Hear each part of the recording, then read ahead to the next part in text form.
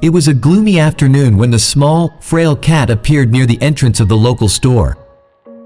The animal lay motionless, emitting faint, wheezy meows.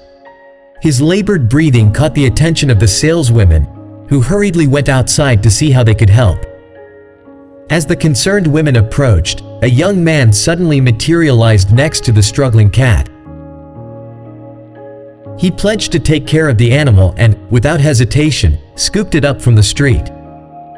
The mystery deepened as the man insisted on taking the cat to the clinic, but only under the cover of darkness. At the clinic, the man shocked the staff by demanding the cat be euthanized.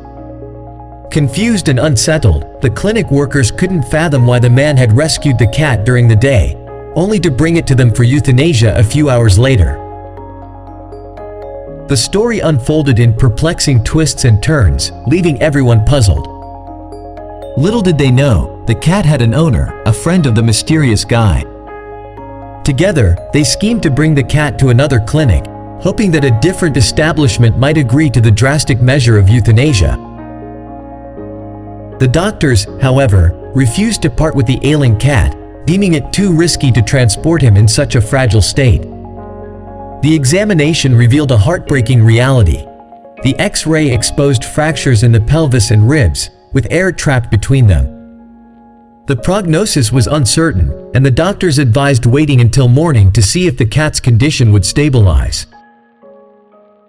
Throughout the night, the cat, now named Snowball, lay still, breathing heavily. The morning brought a glimmer of hope as Snowball seemed to feel slightly better. He managed to get some rest, but eating remained a challenge.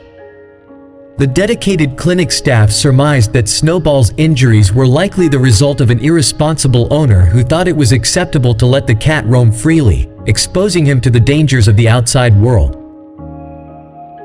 Self-walking, it seemed, was a perilous practice with unforeseeable consequences.